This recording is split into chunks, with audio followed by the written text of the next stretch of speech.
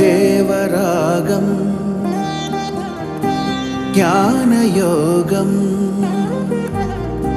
వ్యాసపీఠం బహువేదశాస్త్రం బోధామృతహిత శ్రీమన్నారాయణం శివగౌరీ సంభాషిత సకల పురాణం అష్టాక్షరి పంచాక్షరి మంత్రావరణం అఖిల దేవతా సంస్తుతి పారాయణం జయమంగళకరమీ ప్రవచన శ్రవణం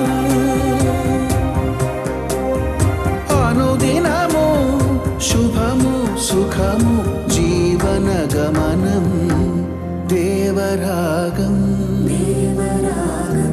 జ్ఞానయోగం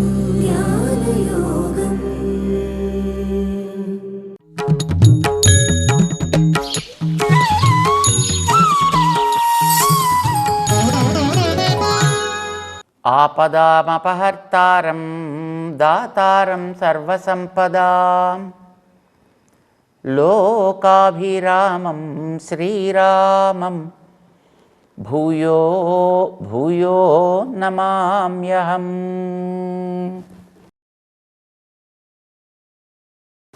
జయ శ్రీమన్నారాయణ.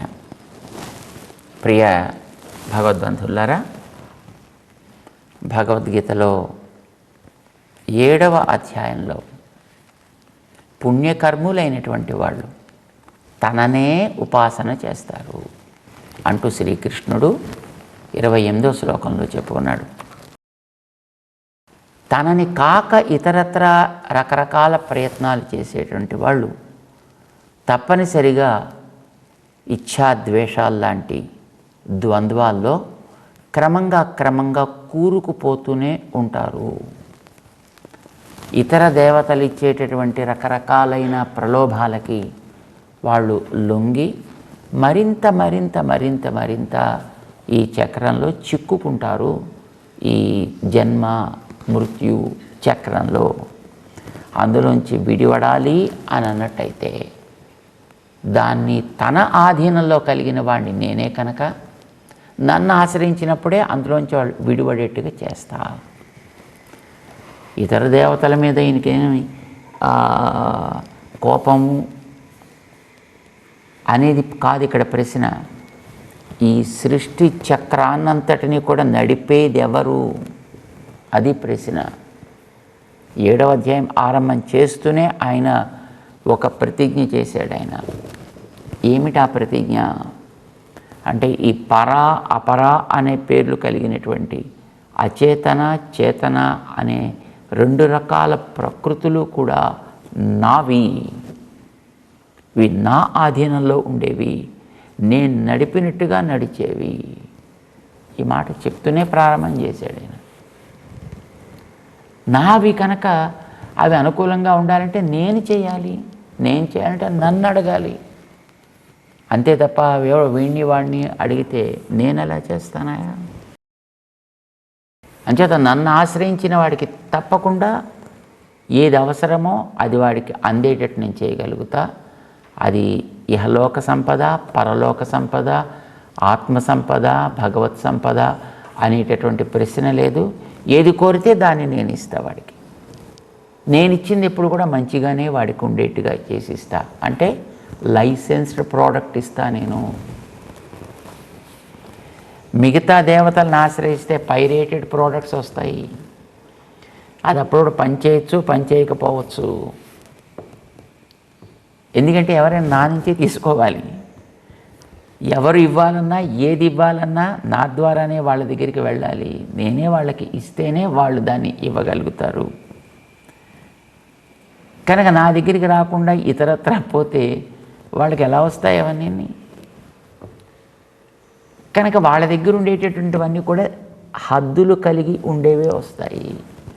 నా దగ్గరికి వచ్చినప్పుడు ఏ హద్దు లేకుండా హాయిగా అనుభవించగలిగేటటువంటి అతి ఉత్తమమైనటువంటి వాటిని నేను తప్పకుండా ప్రొవైడ్ చేస్తా. కనుక వాడు అట్లాంటి వాటిని ఆస్వాదించగలుగుతాడు, అనుభవించగలుగుతాడు అని చెబుతూ దానికి ఎవడెవడు ఏం తెలుసుకోవాలి. ఇప్పుడు భగవంతుడు ఏం చెప్పాడు? భజంతే మాం దృఢవ్రతాః అన్నాడు 28వ శ్లోకంలో. మంచి నిశ్చయమైనటువంటి జ్ఞానం కలిగిన వాళ్ళుగా ఉండి అచంచలమైనటువంటి ప్రేమతో నన్నే ఆశ్రయిస్తారు. ఈ మాట చెప్పాడు ఆయన. నిన్ను ఆశ్రయించడం అంటే ఏం తెలుసుకోవాలి, ఎలా తెలుసుకోవాలి చెప్పవా అని అడిగాడు. అందరూ నువ్వు చాలా గొప్పవాడివి, చేతనాచేతనాన్ని నడిపించేవాడివి, సమస్త కళ్యాణ గుణాకరుడివి, అద్భుతమైనటువంటి మా యందు ప్రేమ క్షమ లాంటి గుణాలు కూడా కలిగిన వాడివి, ఈ మాత్రం తెలుసుకుంటే చాలా.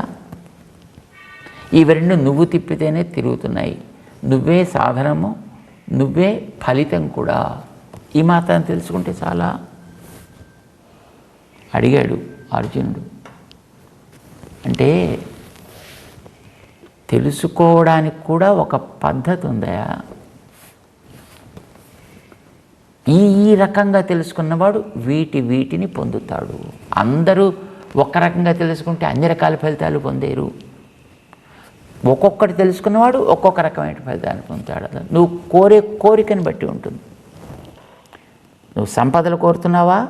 అయితే ఇగో ఇది తెలుసుకో. కైవల్యాన్ని కోరుతున్నావా? అయితే ఇది తెలుసుకో. లేదు భగవంతుడినే కోరుతున్నావా? అయితే ఇగో ఇది తెలుసుకో. ఏదేది తెలుసుకుంటే ఏదేది నీకు లభిస్తుంది అనేటటువంటిది, ఎలా ఉపాసన చెయ్యాలి, మాం భజంతే అన్నాడు. అది ఎలా చెయ్యాలి అనేటటువంటి దానికి కొన్ని మార్గాలని, కొన్ని బేసిక్స్ భగవంతుడు చూపిస్తున్నాడు. వాటిని మనం 29వ శ్లోకంలో చూస్తాం, 30 శ్లోకంలోనూ. ఒకసారి శ్లోకాన్ని మనం అందరం కలిసి అందాం.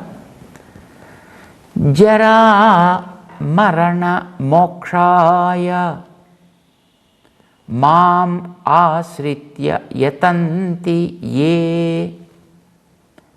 తే బ్రహ్మ తద్విదుః కృత్స్నం అధ్యాత్మం కర్మ చాఖిలం. ఇందులో కొంతమంది చెప్తూ, మొట్టమొదట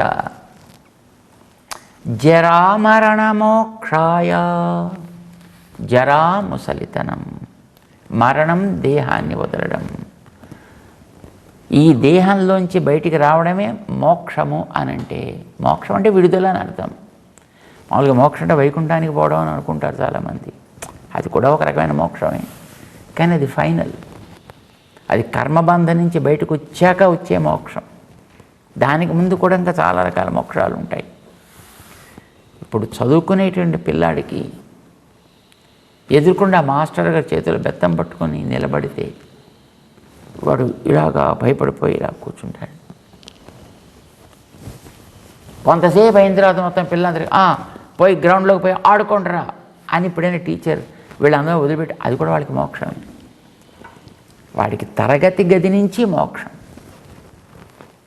ఇప్పుడు మనకి ప్రవచనం వింటున్నాం మనం, ఇది ఎప్పుడైనా పూర్తి అయిపోయింది అనుకోండి, అమ్మ దీని నుంచి మోక్షం.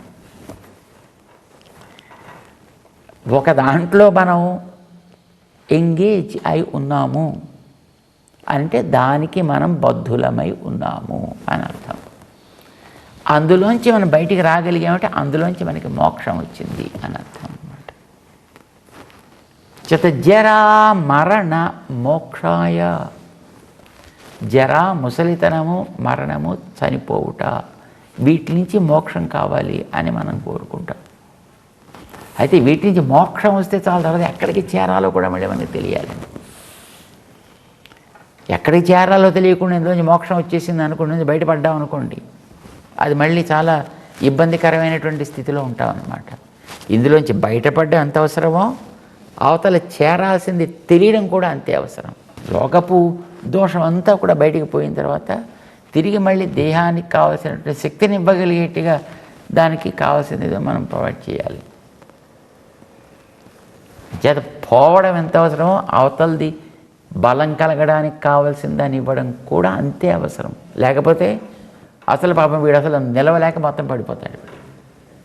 అట్లానే కర్మబంధం నుంచి విడివడ్డం ఎంత అవసరమో విడిపడ్డ తర్వాత ఎక్కడికి చేరాలో దాన్ని చేర్చే సాధనాన్ని ఇవ్వడం కూడా అంతే అవసరం. అవి రెండు నేను ఇవ్వగలుగుతా. చేత మొట్టమొదటి ఎలా బయటకు పడాలో అది నేను నీకు చెప్తున్నాను. జరా మరణ మోక్షాయ మాం ఆశ్రిత్య యతంతి యే తే బ్రహ్మ తద్విదుః కృత్స్నం అధ్యాత్మం కర్మ చ అఖిలం. అందమైనటువంటి శ్లోకం. ఏం చెప్తున్నాడు దీంట్లోనూ అంటే జరా మరణ మోక్షాయ. ప్రకృతి సంబంధం వల్ల మనకి పుట్టుక, ముసలితనం, మార్పు శరీరంలో ఇవన్నీ కలుగుతుంటాయి.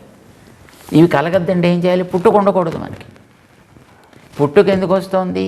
కర్మ అనుభవం కోసం వస్తుంది. కర్మబంధం పోతే తప్ప ఈ పుట్టుక అనేటటువంటిది పోదు. పుట్టుక పోతే తప్ప ముసలితనం, చనిపోవడం లాంటివి జరగవు. జరా మరణ మోక్షాయ.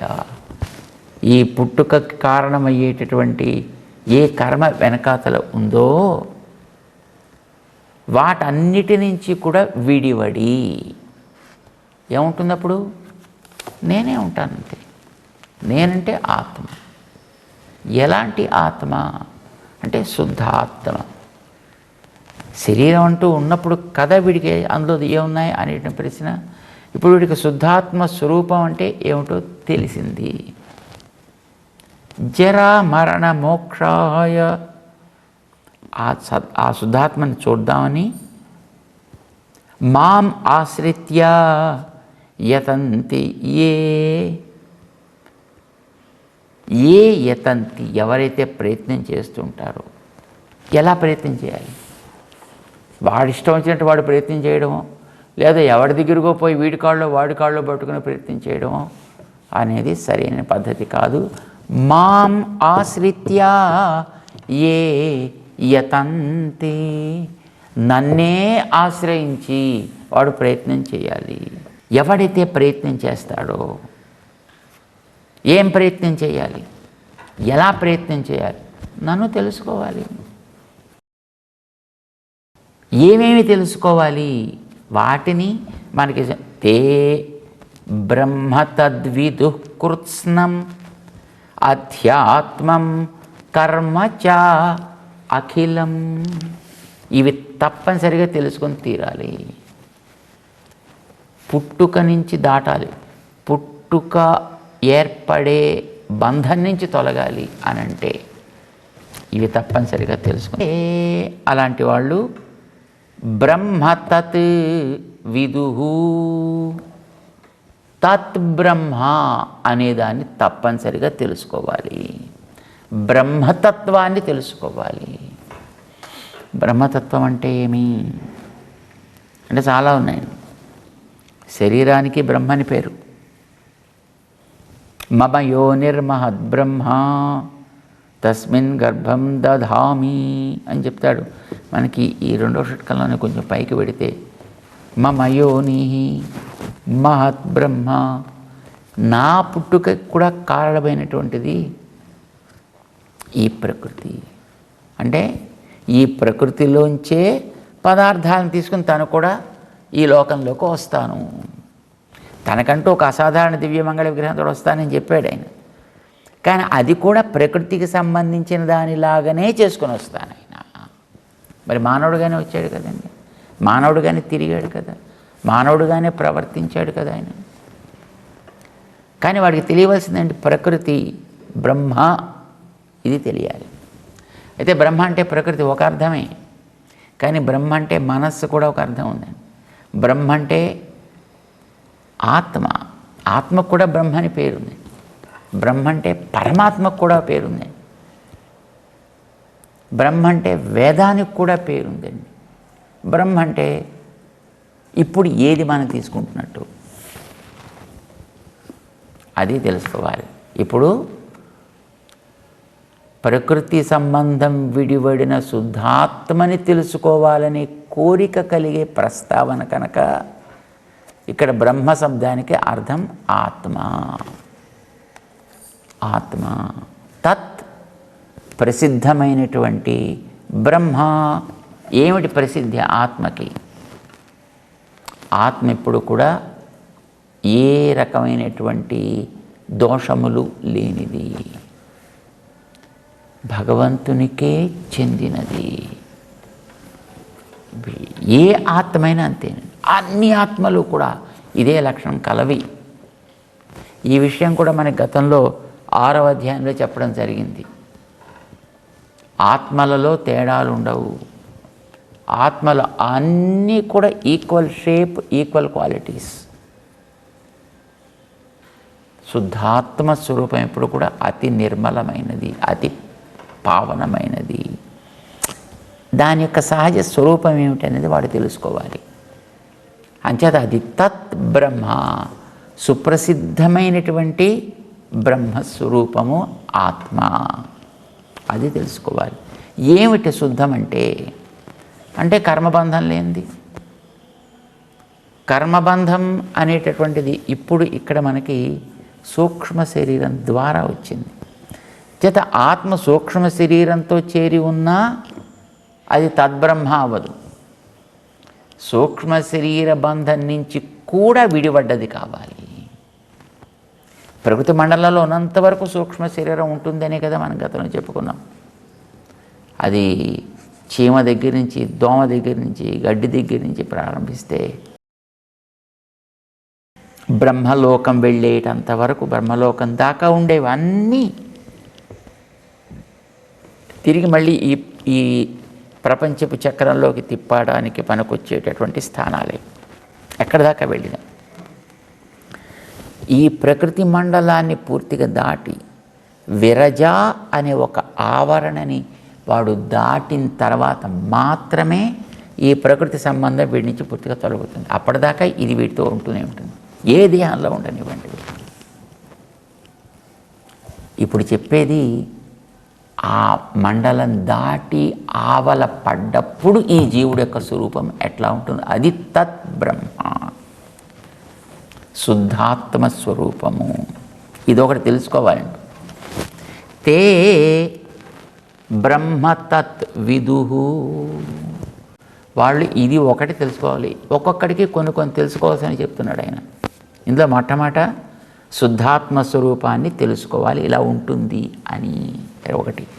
2 కృత్స్నం అధ్యాత్మం. అధ్యాత్మం ఇది వాడు తెలుసుకోవాలి. ఏమిటి అధ్యాత్మం అంటే? తర్వాత చెప్తాడు అధ్యాత్మం అంటే ఏమిటో.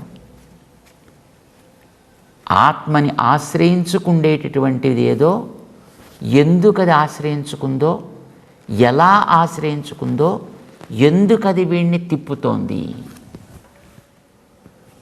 మనం గతంలో అనుకున్నాం ఆత్మ అనేది ఒక క్యాప్సులైజ్డ్ బాడీలో ఉంటుంది అని, రైట్? ఏమిటా క్యాప్సులైజ్డ్ బాడీ అంటే? పంచభూతాలకి చెందినటువంటి సూక్ష్మ అంశాలు, జ్ఞాన ఇంద్రియాలు, మనస్సు, ఇవి వాటితో పాటు ఉండేవి. వీటికి సూక్ష్మ శరీరము అని పేరు. ఇది ఆత్మని ఎప్పుడు కూడా అంటిపెట్టుకునే ఉంటుంది. అది ఎందుకు అట్టిపెట్టుకుంటుందో తెలియాలి వీడికి. దానికి సంబంధించిన అన్ని వివరాలు వాడికి తెలియాల్సిందే. వాడికి అఖిలం అధ్యాత్మం, కృత్స్నం అధ్యాత్మం, ఇదొకటి. దాని తర్వాత 3వది కర్మచ అఖిలం. అఖిలం కర్మ.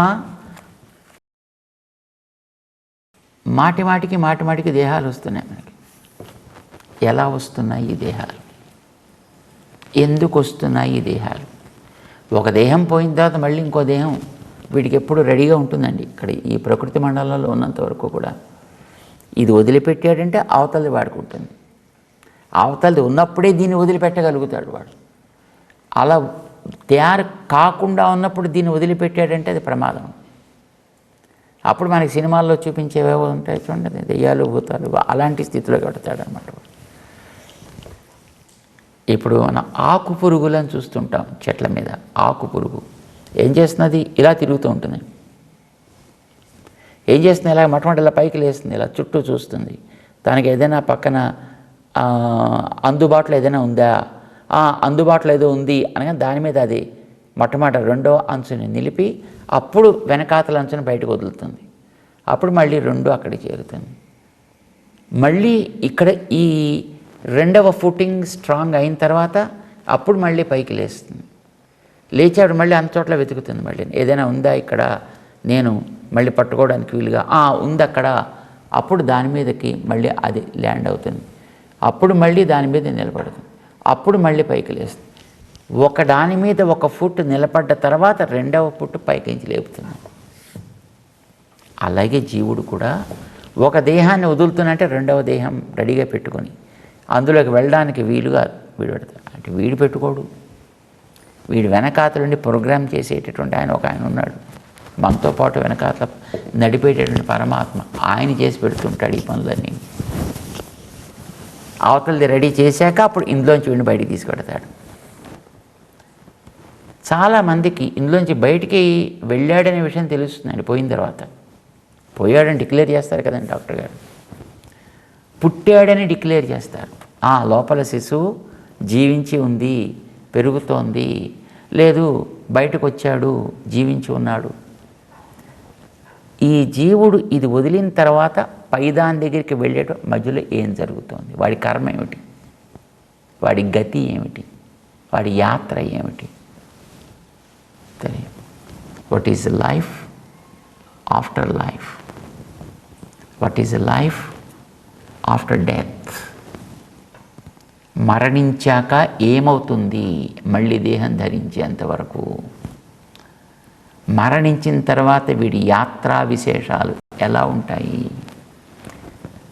ఇవన్నీ కూడా రకరకాల ఊహాగానాలే. వైజ్ఞానికులు ఎంతో ప్రయత్నాలు చేస్తున్నారు, ఎన్నో రకాల ప్రయత్నాలు చేస్తున్నారు, ఎక్స్పెరిమెంట్లు చేస్తున్నారు. ఎందుకంటే చేసే ఎక్స్పెరిమెంట్లకి తగ్గట్టుగా అందేది కాదు ఈ ఆత్మస్వరూపం అనేటువంటి చేత వాళ్ళకి ఇప్పటిదాకా తెలియలేదు. ఈ ప్రయత్నాలు అనేది ఈవేళ కాదు, కొన్ని లక్షల సంవత్సరాల నుంచి జరుగుతోంది. కానీ ఇప్పటిదాకా అయితే ఇదమిత్తంగా ఏమీ కనిపించలేదు. కానీ ఉపనిషత్తులు దాని గురించి మాత్రం మనకి చాలా స్పష్టంగా చెప్పాయి, ఎలా జరుగుతుంది యాత్ర అనేది. ఆ యాత్ర జరగడానికి మూలమేది, అది కర్మ. అఖిలం కర్మ కర్మచాఖిలం. ఈ మూడు తప్పనిసరిగా వాడు తెలుసుకుని తీరాలి. ఎవడు శుద్ధాత్మస్వరూప సాక్షాత్కారం కావాలనుకుంటే, కేవలం ఆత్మ మాత్రమే నాకు చాలు అనుకున్నవాడు, వాడికి మనం గతంలో పేరు పెట్టుకున్నాం. ఏంటది? భగవంతుణ్ణే ఆశ్రయించేటటువంటి వ్యక్తులు 4 రకాలుగా ఉంటారు. ఆ 4 రకాల్లో జిజ్ఞాసు అనేవాడు ఒకడు పోయిన సంపద కోరేవాడు, ఒకడు కొత్త సంపద కోరేవాడు, ఒకడు భగవంతుణ్ణి కోరేవాడు. 4వవాడు జిజ్ఞాసు, జ్ఞానస్వరూపమైనటువంటి తననే పొందాలి, తెలుసుకోవాలని కోరుకునేవాడు అని చెప్పాము. కేవలం వాడికి అదొక్కటే చాలు, ఇంకేం అక్కర్లేదు. అంచేత వాడి పేరు కేవలుడు. వాడు పొందేటటువంటి శుద్ధాత్మ సాక్షాత్కారం అనేది కైవల్యం. ఇది మన పేర్లు చెప్పుకున్నాం మనం. ఈ కైవల్యార్థి అనేవాడు ఆ స్థితిని పొందాలంటే ఈ 3 తప్పనిసరిగా తెలుసుకొని తీరాలి. ఏ 3? 1 తత్బ్రహ్మ తెలుసుకోవాలి, 2 అధ్యాత్మం తెలుసుకోవాలి, 3 అఖిలం కర్మ. ఈ 3 తప్పనిసరిగా వాడు తెలుసుకొని తీరాలి.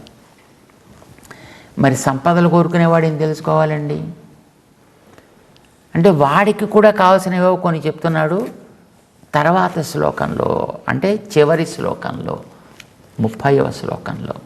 ఏంటది? సాధిభూతాధిదైవం మాం సాధియజ్ఞంచ ఏ విదుః ప్రయాణకాలేపి చ మాం తే విదుర్యుక్త చేతసః.